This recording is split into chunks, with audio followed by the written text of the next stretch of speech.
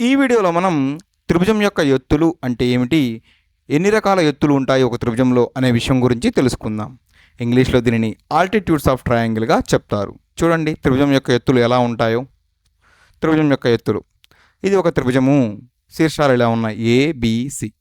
అయితే ఈ త్రిభుజంలో ఎత్తుని మనం ఎలా నిర్వచించవచ్చు అంటే, ఏ శీర్షం నుంచి ఇలా బీసీ భుజంపైకి ఉండే ఎత్తుని, ఈ దూరాన్ని మనం ఎత్తుగా చెప్పవచ్చు. ఇంకా విస్తృతంగా చెప్పాలి అంటే, ఏ శీర్షం నుండి బీసీ భుజంపైకి ఒక లంబాన్ని గీసి ఆ దూరాన్ని మనం ఎత్తుగా చెప్తాం. త్రిభుజం యొక్క ఎత్తు బీసీ నుంచి ఏ శీర్షంకు ఉండే ఎత్తు. మరో 2 రకాల ఎత్తులు కూడా ఉన్నాయి, అవి తెలుసుకునే ముందుగా చూడండి, ఈ లంబాన్ని గీసిన చోట నేను ఇలా ఎంగా చెప్తున్నాను. అయితే మరొక 2 రకాల ఎత్తులు ఎలా వస్తున్నాయి అంటే, మనం ఏ నుంచి బీసీకి ఎత్తు చెప్పాం కదా, ఏఎంగా చెప్పవచ్చు. అదేవిధంగా ఇప్పుడు ఏబీని క్షితిజ సమాంతరంగా ఇలా తీసుకుందాం, ఏబి, ఇది సి. ఇప్పుడు సి శీర్షం నుంచి మనం ఏబీ పైకి గీయాలి, అవునా, లంబం. అప్పుడు మరొక ఎత్తు వస్తుంది ఇలా. ఇది క్షితిజ సమాంతరంగా ఉంది ఏబీ, ఇక్కడ సి నుంచి మనం ఇలా ఎత్తు గీస్తాం, అంటే ఇలా లంబం ఉంటుంది. సి నుంచి ఏబీ పైకి మనం లంబం గీస్తాం. ఆ ఎత్తుని మనం H2గా తీసుకుందాం. తరువాత చివరగా ఏ భుజం తీసుకుందాం క్షితిజ సమాంతరంగా, ఈసారి దీనిని ఎన్గా అనుకుందాం. సి అనే ఎత్తు దేనికి, సి శీర్షం నుంచి ఏబీ భుజం పైనకి గీసిన ఎత్తు సిఎన్గా చెప్పవచ్చు, అది H2కు సమానం. చివరగా ఈ త్రిభుజం తీసుకుందాం ఏబిసి, ఇలా ఉంది. ఇప్పుడు మనం బి శీర్షం నుంచి ఏసీ పైకి లంబాన్ని గీస్తే అది ఎత్తు అవుతుంది బి శీర్షం నుంచి ఏసీకి. అంటే ఏసీ ఇలా క్షితిజ సమాంతరంగా ఉంది, బి నుంచి ఇలా గీసినట్లయితే ఇది H3 అంటాం, 3వ ఎత్తు.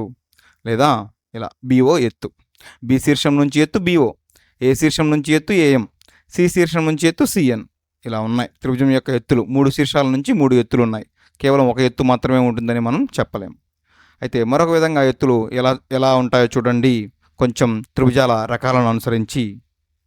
ఇది ఒక త్రిభుజము ఏబిసి. ఈ త్రిభుజం ఎలా ఉంది అంటే అల్పకోణ త్రిభుజం. అల్పకోణ త్రిభుజంలో ఎత్తులు ఇలా ఉంటాయి, 3 కూడా లోపలి భాగంలోనే ఉంటాయి. ఇలా 3 ఎత్తులు, బి శీర్షం నుంచి ఏసీకి, అదేవిధంగా ఏ శీర్షం నుంచి బీసీకి, అదేవిధంగా సి శీర్షం నుంచి ఏబీకి ఎత్తులు అలా ఉన్నాయి. అలా కాకుండా మనం ఏదైనా ఇలా అధిక కోణ త్రిభుజం తీసుకున్నాము అనుకుందాం, ఏబిసి.